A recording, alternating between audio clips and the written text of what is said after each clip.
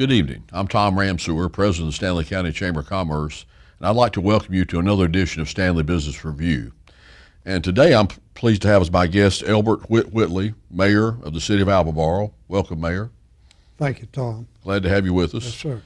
And I thought this would be a good time. You've recently announced that you would not be running again this year for mayor after many years of service to the citizens of Albemarle, and you announced your retirement. And I thought this would be a good opportunity to maybe pick your brain and hear some of the things that you think that have good things have happened in the city of Albemarle, things that you'd like to see happen, and just to glean some of your knowledge, particularly as far as our business community goes. You know, this show we call Stanley Business Review, but there's so many elements to economic development and business that make this city, Albemarle, the county seat, click, and also working in concert with Stanley County. But first of all, I want to thank you on behalf of the citizens for your service, many years of service, not only to the city of Albemarle, but for so many other worthwhile endeavors in the community. So we appreciate that. Thank you, Tom. Yes. And I know that you were born and raised in Albemarle, and so why don't you just give me maybe a timeline on some of your history and how you got involved in community events and later ran for office. Well, Tom, being raised in Albemarle, I went through the Albemarle City School System. I played football at Albemarle High School, and I received a scholarship to Duke University and played ball there. After leaving Duke, I also went to school in Memphis, Tennessee to study and learn how to buy and sell cotton. And I did that briefly for a few years. That got interrupted by being drafted into the military service, which was a godsend to some degree. I had moved to Cleveland, Mississippi, and I left Cleveland, Mississippi, and went into the service. And I had an MOA in cryptography, and I went to the Pentagon for a short period of time, and then I was assigned to the American Consulate General in Frankfurt, Germany. And having only served 2 years, I came back to Albemarle and briefly in the JCs. I was president of the JCs, and from that point moved forward. I became president of the Albemarle Stanley County Chamber of Commerce. I believe that was 1968. 1968. I checked that before I came. Right. Yes, I yes. think that was it. And I ran for mayor. I should back up. I ran for county commissioner, and I can't remember what year it was, but it was during the first evaluation of Stanley County. I was defeated.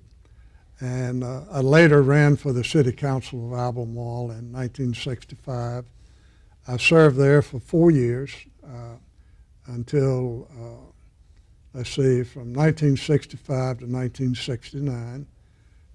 Then I ran for mayor. I was elected mayor and served as mayor from 69 to 1977.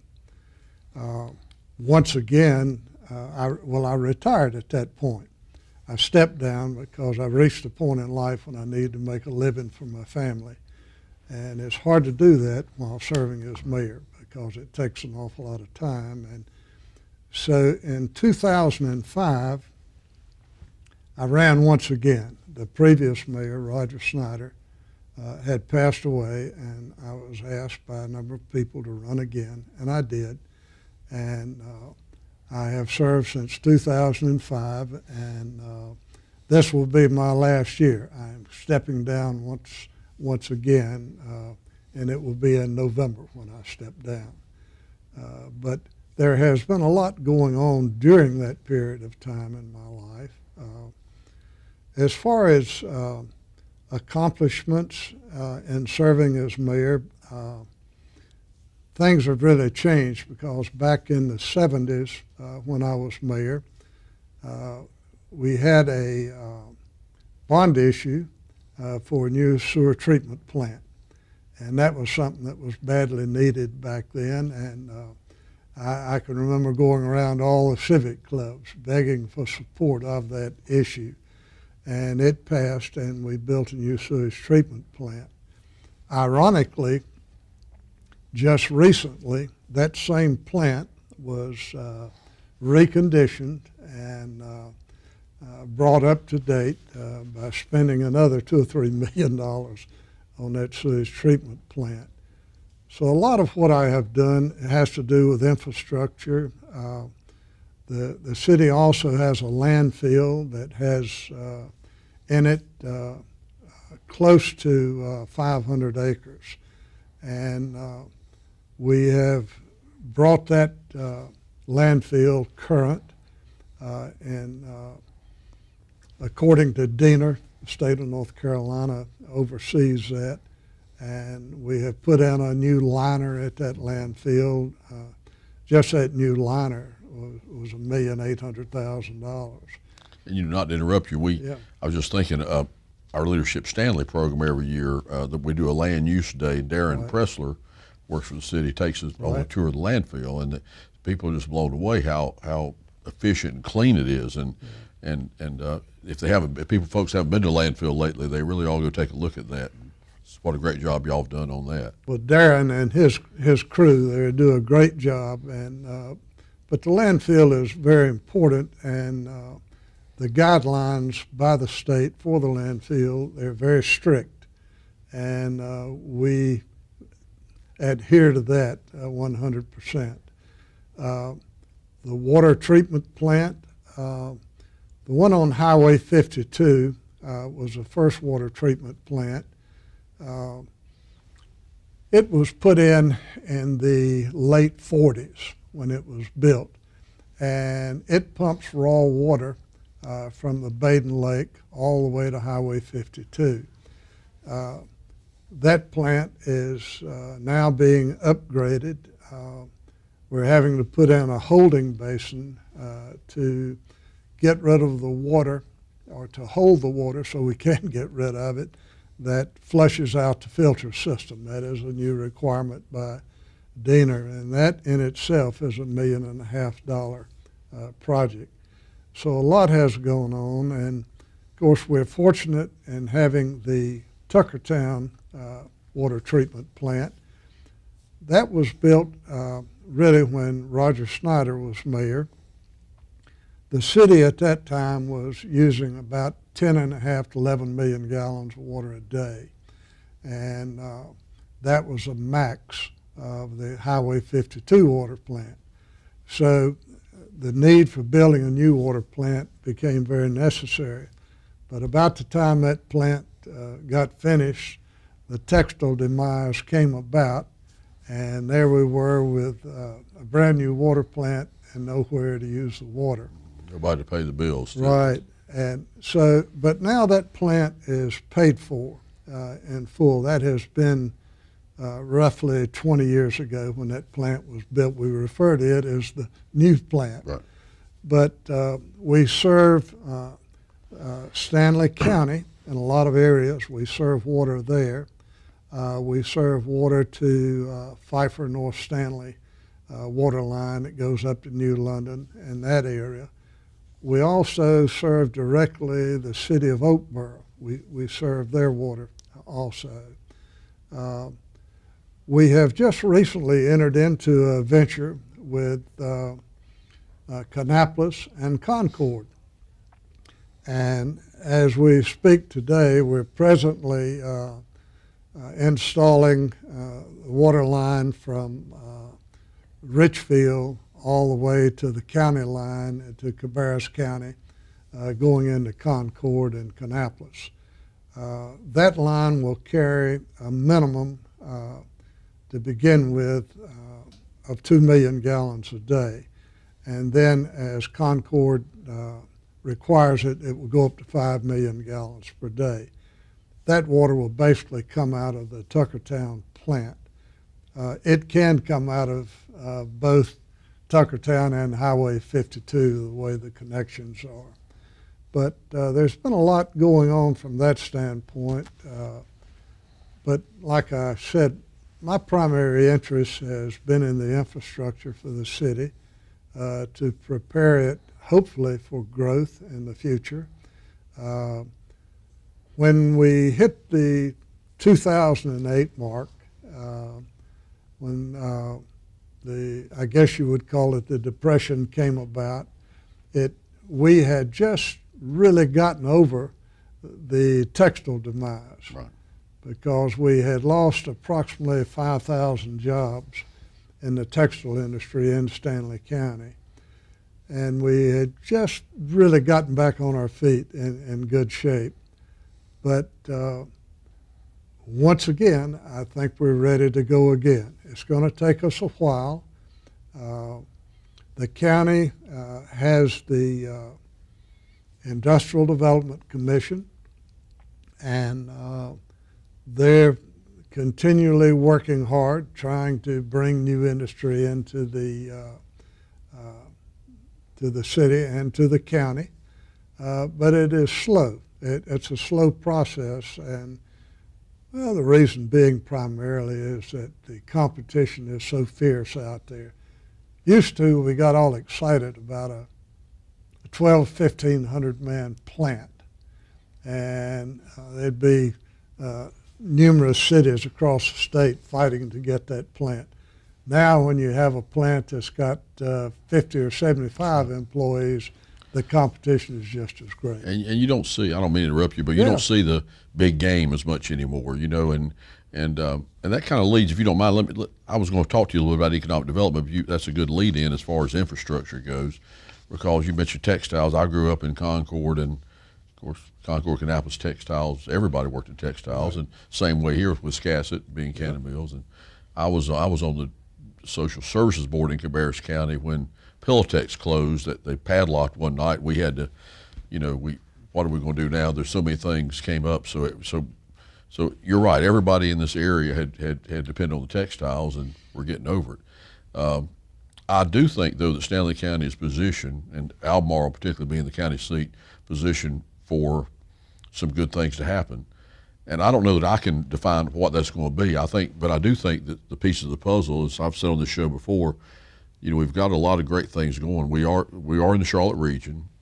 We don't have an interstate, probably never will, but with, you know, 24, 27 is being wide helps us to get to Albemarle. The airport, I think, is a great impactor, and with the economy picking up some, maybe that's more important. The Garden Reserve, the water. I mean, just the fact that we have water. I've been through droughts before when I was in Concord some years ago, and you know, you didn't have that problem here. You know, and so that's one thing we don't have to talk about. But I think that, and I'll say one other thing too. And Ray Allen, your city manager's mentioned this before, that Albemarle, retail-wise, is almost a center upon itself in as far as Montgomery County, Anson County, other areas. We're seeing more retail come in on the bypass. So I just think that it's going to take some unique things coming in. You know, if we get somebody with 10 to 20 employees and they stay and they add 2 employees each year, that all bounce up too, I think. I really think, I think there are a lot of good things happening. I think what has happened at West Stanley is fantastic. You've got a lot going on out there right now, and it's close to Charlotte. And you've got the community college out there. You've got a lot of medical facilities have gone in. You've got a lot of retail development, and now some housing development is beginning to take shape. So anything that happens in our county is a plus for Albemarle. And it just makes me proud to go out there and see what's happening. And I think a gateways to the county, that's probably the most significant gateway now, having a 4-lane highway, and that's close to Charlotte. So if we get them in here, hopefully they're going to continue through the county and do something, buy something, or move here, or move a plant. Well, a lot of people don't realize it. I think something very significant is that you can get on a 4-lane road in Albemarle and go all the way to Atlanta, Georgia on a 4-lane road. And that's pretty significant because in times past, we just had a 1-lane, so to speak, 1-lane, 2-lane road going to Charlotte. And now we do have the 4-lane road, and that has been a significant improvement for our area. I think we've got a lot of other pluses too. We've got Lake Tillery, we've got Baden Lake, we've got Mar Mountain State Park. These are pretty significant for people coming into our area. And there's been tremendous building of residential homes along Lake Tillery there, which has helped the tax base of Stanley County significantly. And you know, we promote all those through the Chamber of Commerce. You know, people, the fact that I think many local people take those lakes for granted, or have in the past. They take Mar Mountain for granted, URs for granted. Right. But those are things that, you know, you look at how many people come in, you look at the people that come through our office just hungry for stuff to do. I had a family come in last week, a nice couple and 2 children, and they said they go to a different county each week in the state. I guess that their parents are able to do that. And they came to Stanley County, and I just happened to be out front, and I gave them some information. And it's just amazing when you start. Then they wanted to eat at a local place to get a good, you know, good flavor. I gave them a couple things, but they knew more about Stanley County than most people that live here. Well, recreation, I think, in Stanley County is an absolute plus. We have Mar Mountain, as you said, and I think the figure is that they average about 500,000 people a year going into the park. And in that park, you have hiking, horseback riding, you have cabins, you have a boat landing, you have a swimming pool, picnic shelters just there. And then you've got Lake Tillery with its boating and swimming possibilities, Baden Lake the same, and then we've got a lot of parks in the city that are very significant. One fairly new park that we have is at the City Lake Park. It's a beautiful park. And it's a beautiful area and heavily used now. So we're real proud of our recreational activities in the city and in the county. And I think you and the council and the manager and his staff have done a great job. These things just don't happen. There's a lot of work that goes into them, a lot of vision, and I think you are blessed with a great staff. The fact that Ray's been with you so long and well, Tom, I can't get off this program without saying something about Ray Allen and his staff. Ray is a blessing for the City of Albemarle. The City Council has done a good job, and a lot of it is through the guidance of Ray Allen. Ray is a tremendous individual, and the good thing about Ray, he's extremely conservative, and Ray doesn't know how to take time off because he's busy watching that dollar like a hawk.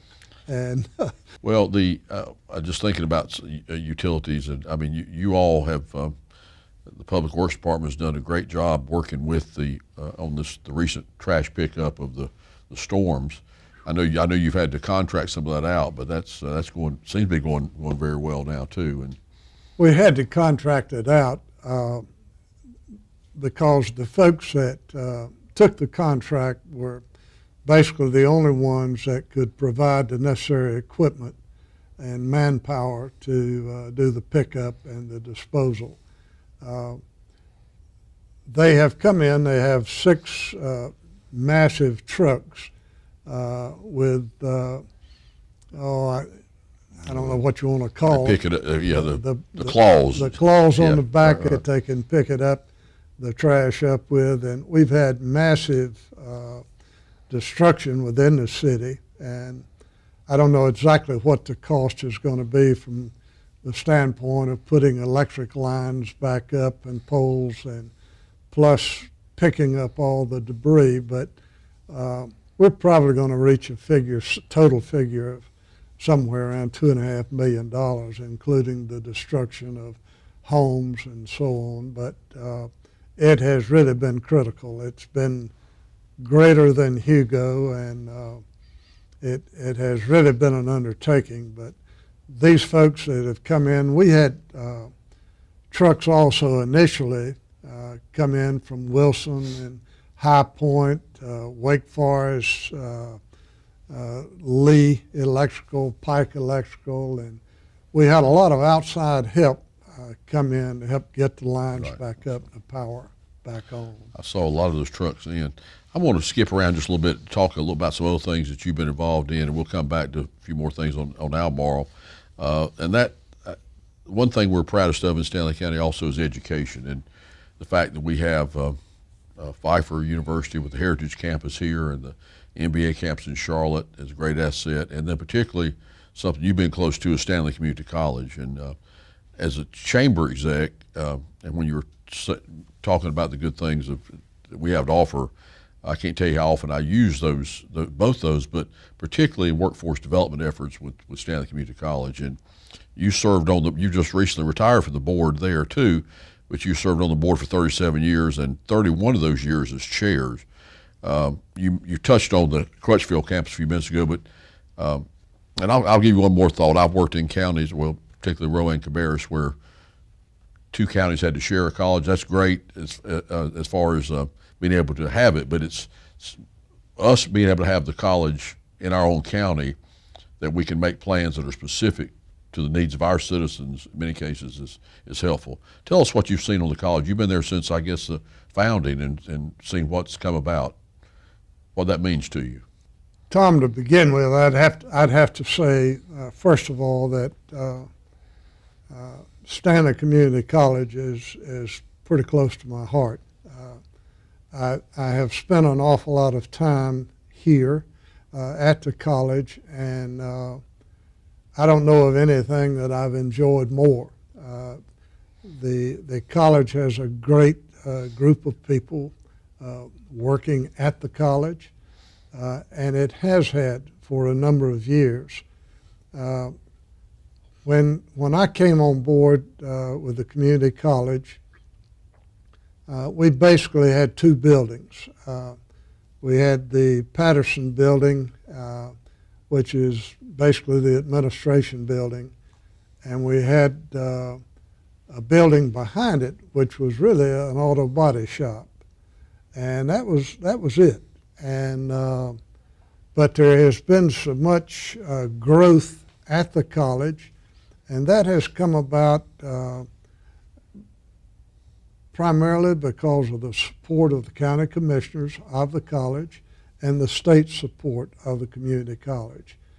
And during my tenure, like the building behind the Patterson building, now the Webb Student Center, another building that was built during my tenure was the Kelly building.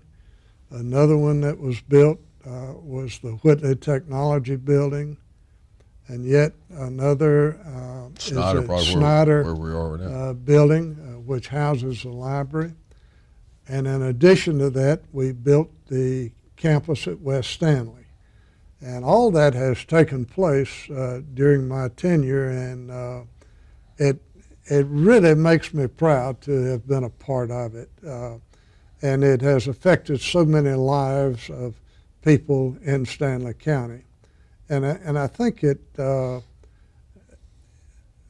only have the county commissioners and the state supported the college, but the people of Stanley County have. We have a tremendous scholarship system in place where private citizens have contributed their personal monies into seeing that system go forward, and it's just really been great. We've had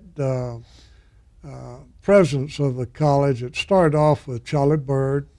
Then after Charlie Bird, Jan Crawford came into being. And after Jan Crawford, Mike Taylor came into being. And today we have Dr. Kays.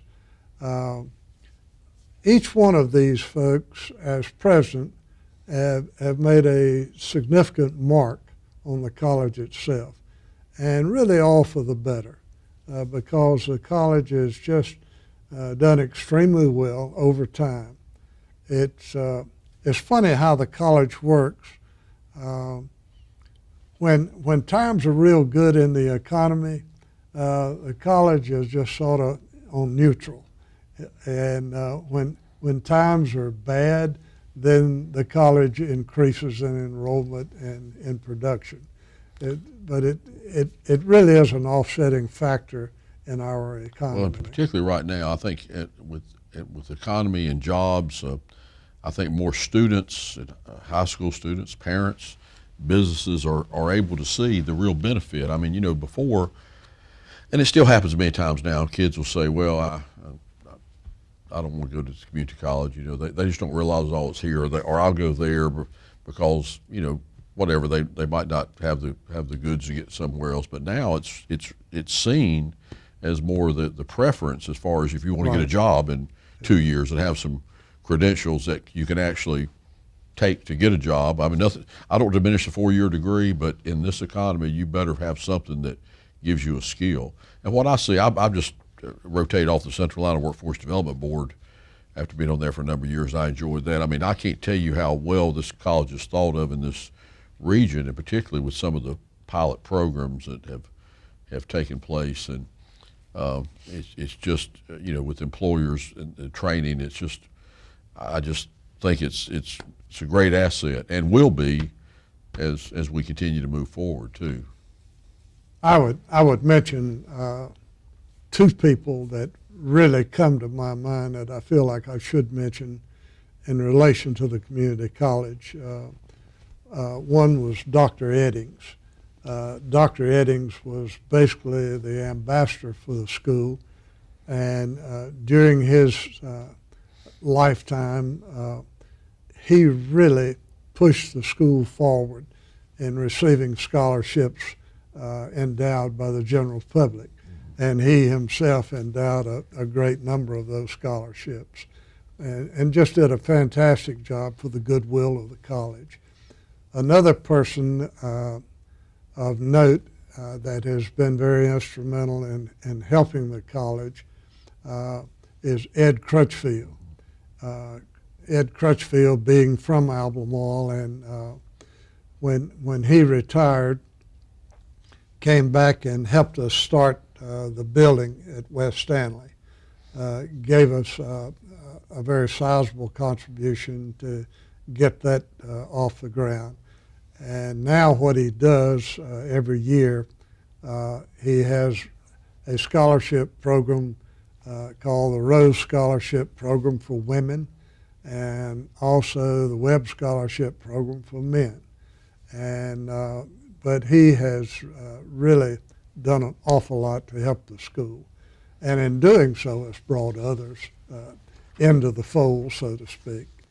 Well, let me move to one other thing. For many years you've been involved on the board of the Stanley Regional Medical Center, and currently still on that board.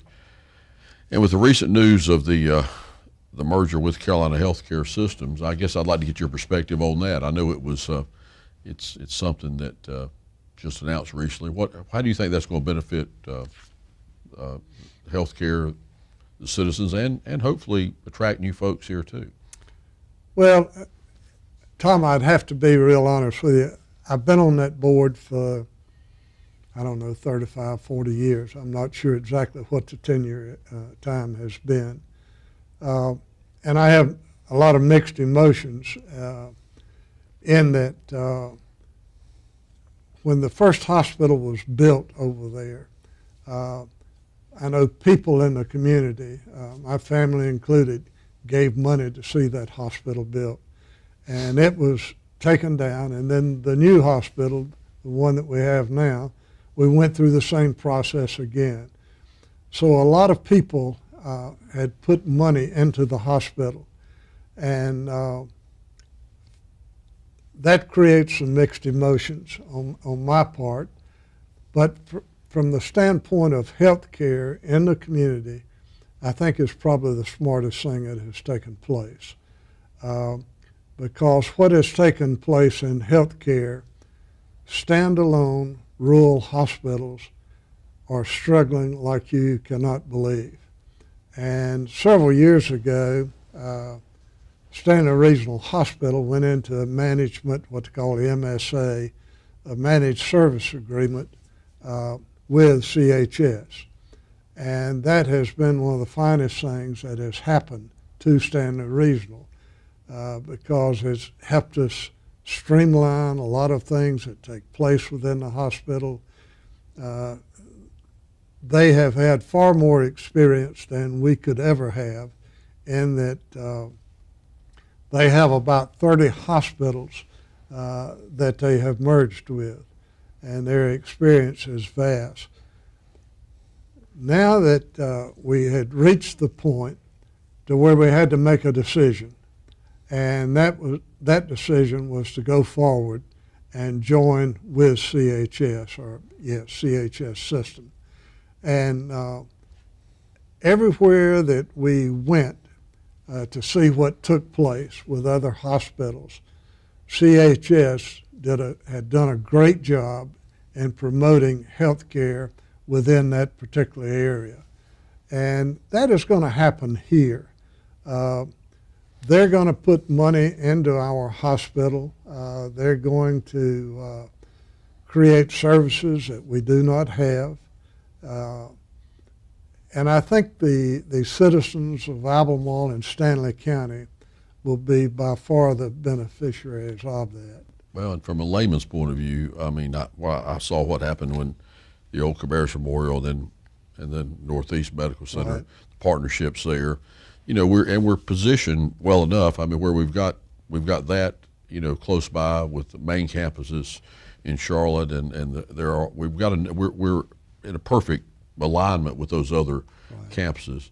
And then if you look at some of the programs that can be offered through the Sanger Heart Clinics and the Levine Cancer Centers that can be more powerful here too.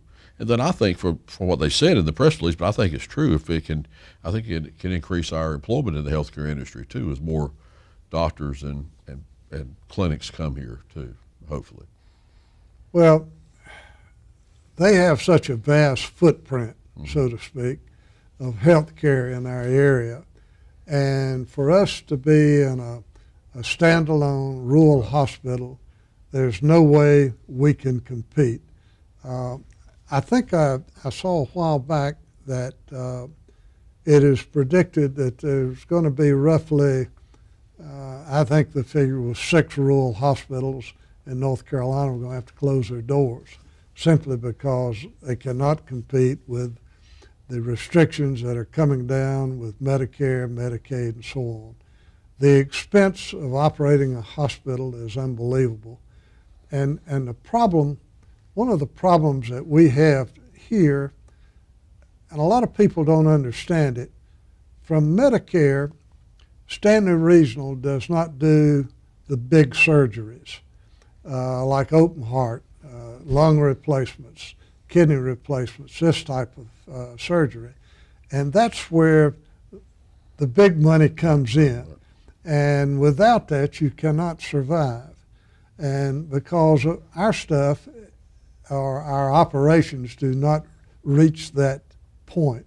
And it's just, we're just so fortunate, I think, in having CHS and next door. And of course, we already have a tremendous alignment with, I still call it Northeast. North, yeah, right. And well, the helicopters take a lot of folks up there for the right, heart surgery. That's right. I told Al Taylor, my mother-in-law, 3 years ago. I mean, that they airlifted her to quadruple bypass, and it was all just a godsend. But well, so some of those things we know we're changing. I'm gonna get some final comments from you. We know we're a changing town, a changing county, and you know, some of it comes with change is not always easy, as you said. Some people Right. like to hold on to the past, but we've talked about a lot of things, economic development. But I guess I want to know a couple things from you. What do you think the future? What will be the future of Albemarle? What will Albemarle look like maybe in 10 or 20 years, or what's that we can work towards? I can only hope, Tom, that we have some significant changes in employment to take up the slack, so to speak, that we have lost from the loss of our textile industry demise.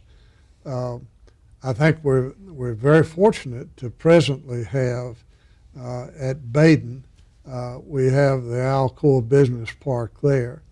And I really think that Alcoa is sincere in trying to put some additional industries into that park. They have one in there now, which I believe is called REI. ERI, And, electronic recycling company. And then, if I'm not mistaken, I believe Tucker Engineering is supposed to go in there. And I think in time, Alcoa wants to see that business park do well, so they're going to put emphasis on trying to get people in there. I think that's a real plus for us. One problem that the City of Albemarle itself has is land. There's not a lot of available land within the city limits of Albemarle. But by the same token, if an industry locates outside of Albemarle, Albemarle still grows and gets a benefit from that. So that's really not that big a problem. But I think you're going to see the City Council, the Albemarle City Council, move forward fairly aggressively with its industrial development. And I hope that's the case. We have been working on it with a task force that had been formed, and there was an attempt to get involved with the county, but truthfully, I don't mean this throwing rocks at the county, but I don't see that happening at this point. So I think the city will be in a position where it needs to move forward on its own to try to bring about some benefits.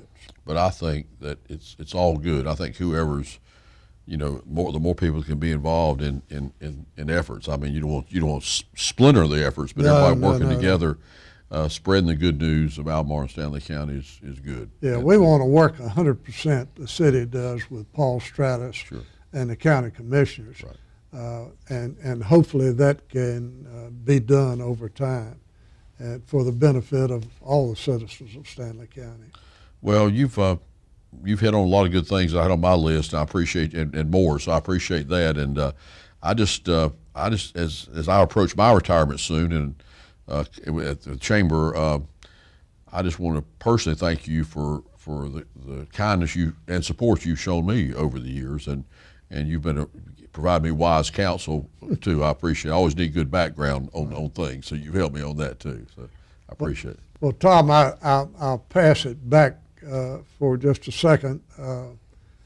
When I was involved with the Chamber of Commerce and had to hire a chamberman to come in and so on, and through the years watching the Chamber of Commerce, it basically stayed about the same, struggling along. But in your coming to Stanley County as the Chamber exec, I have never seen anything grow like that before and done as well. It's done better under your tenure than all the rest of it put together. And we have a lot to be proud of, but what we have to be proud of is due to what you have done. And you've done a tremendous job there, and I'm proud of what you've done because it's helped us all. Well, I appreciate it. I've had a good team. I mean, the board of directors and my volunteer chair every year knows that, it's not, it takes more every year, and they've just really, I'm amazed the time volunteers give, and I appreciate that, and it's something I'm going to miss. I enjoy making things happen, but it's a good time to pass the torch, I think, in the next few months. So, but I do want to thank you again for being with me today, and appreciate all you do. And we know maybe you'll run for something else later or take a couple months off. But enjoy it. I know you. I'm a neighbor, so I know all the yard work you do. So you'll find plenty to stay busy. Right. All right. Thank you, sir. Thank you very much, Tom. Thank you. I appreciate your having me. Yes, sir. Thank you. Yes, And thank you for joining us for another edition of Stanley Business Review. Good night.